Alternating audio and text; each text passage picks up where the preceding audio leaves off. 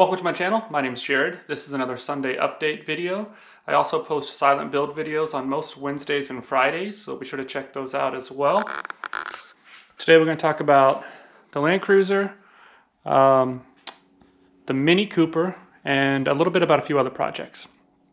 Okay, so the Land Cruiser. So if you saw my last video, you would have seen that I got this inner fender well in.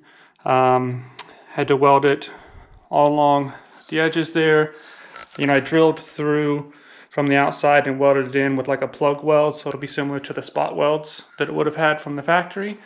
I also had to extend this section back here. So that came out pretty good. I'll probably use a tiny bit of filler in a few places, even on the inside, just to make everything look as original as possible. I had to weld in these little supports here. You can see this side is still stock. So I removed these from the old panel and I put those on. I will still at some point need to add supports underneath here. I'll show you that in just a second, but I also had to clean this up. There was some rust behind this piece of metal, so I had to cut that out, clean the rust and take care of that. And then also this plate back here that you screw into for the hinge, I had to take that off from the inside and clean the rust. But inside here, there's going to be a backing plate that goes here, I believe for the seatbelt. But so I need to add that, and then there are two backing plates that go up here, and those are going to be for the roll bar. So before I paint it, I'll need to install those, and maybe I'll need to put in the roll bar to figure out exactly where they go. And then I'm definitely going to be using seam sealer around these edges, and I still haven't cleaned all this up here, so I've still got to clean all these welds up and then treat this area. So I've still got some work to do, but I went ahead and rolled on the primer, and I used that same Eastwood roll-on primer. And this is where I think that type of application really pays off, because I could just mix a small amount, just paint this area without making a huge mess here in the shop. So I really like that as a way to prime things. When the time comes, this is an epoxy primer, so this is going to be the base coat, and then I will be putting the filler over this, so there will be a small amount of filler, obviously to go over the weld seams and things like that. And then I have another roll-on primer that is the high build sandable primer that'll go over the filler. So I will be doing pretty much all the priming with that roll-on system. It does, I do also have some spray cans, they're two-part epoxy cans, so I did use that as well in some of the corners. But yeah, so overall, I'm very happy with how this came out. And like I said, I went ahead and primed it, even though I'm going to be doing some more welding in some places. And that's because I'm going to be taking the Land Cruiser out of the shop now. I have the windshield, like I mentioned, for the 356. So I'm going to bring the 356 back in and do a few projects on that. I've got to get the glass in it, the headliner. I've got some interior stuff to do to it. So I'm going to do a few projects on the 356. Then I'll bring the Land Cruiser back in. And I still have to do the quarter panels. I still also have to do this upper fender well.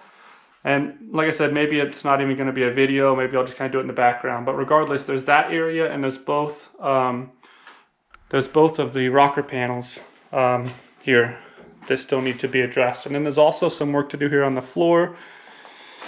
There's a lot of rust here. It was patched with like some fiberglass in the past, so I'll probably have to remove this whole kind of storage box that goes under the seat, and then fix that lower panel and then put this back on. But so there's still a lot of metal work to do on this before I'm ready to paint it.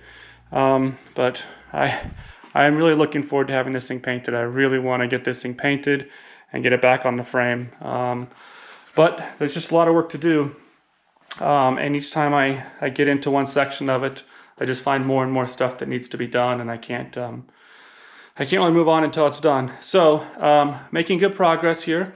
We'll talk real quickly about the Model T. Okay, and so here on the Model T, I'm still waiting on the engine. I talked to the machine shop, and there's an issue with the valves that I bought. I bought the standard size valves, and the valve stems are too small. So I don't know if the machine shop is going to be able to put in new valve seats, or if I'm going to have to go ahead and use the original valves that were in it. They don't seem to be the original valves to the engine because they're oversized. So they're probably just fine anyway, but we'll see. I'm still waiting on the engine. Hopefully I'll have that back soon. You can kind of see here, this is what I was talking about, some of these backing plates that are going to have to be put on the Land Cruiser. But anyway, so that's the Model T. Now we will talk about the Mini. Okay, and so here's the Mini.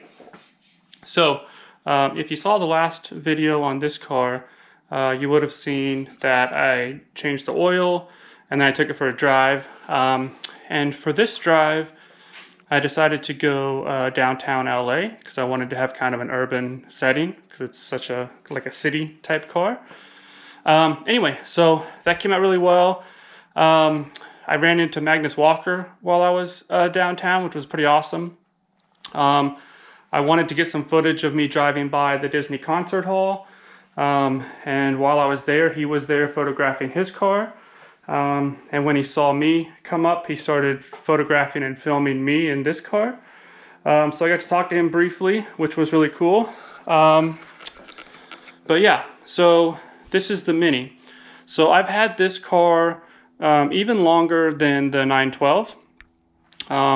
I built this car in this garage. I painted it in this garage. I did all the work right here. And it's by no means perfect, but it looks pretty good overall. So when I bought this car, it was wrecked in the front end. It was yellow. It had rust in the floors. The engine was seized. Was completely rusted solid. You couldn't get the engine to budge at all. And it had the 800cc engine, I believe. Maybe it's the 900, but it had the smaller engine in it. So I put the 1275 engine in it. I did all the panel replacement and rust repair and painted it and did the interior. I did have some help from my dad and my brother while they were here for the holidays one year. So this was kind of a really cool project. It took about 2 years off and on. The first step was I got it running and driving, and the whole thing was just primered. And so I enjoyed it like that for 6 months or so. And then I brought it back in the shop to kind of finish it up. And so then I painted it and did the interior and had different wheels on it. And at that time, it didn't have the race car theme that it has now. But I considered it to be finished. I drove it for another 6 months or so and then decided to sell it to buy something else. And so I sold it to a guy in Northern California, and he had it just short of a year, probably 10 months or so after he bought it. He was messaging me, trying to sell me another car that he had. He had to raise some money, probably for another purchase that he had made, but he was trying to raise some money, and he wanted to sell me this other car. And in the background, because he had this on display at his business, he had I think he was like a dent doctor. He did like dent repair. And so he had different cars on display at his business, and this one was in the background of the photo. So I asked him about it, and he was like, well, I could sell you that one if you want. I could sell it back to you, because like I said, he needed the money at the time. So we worked out a deal. I bought it back at a really good price, and when it came back, he had installed the roll bar in it. He also, he had different wheels on it, but I didn't get the wheels back in the purchase. I didn't want them. They were much wider. But he had also installed the headlights and these badges, and the bumper overriders, and he had installed these plates, these European plates. So then, when it came back, also he installed the mirrors. I had different mirrors on it.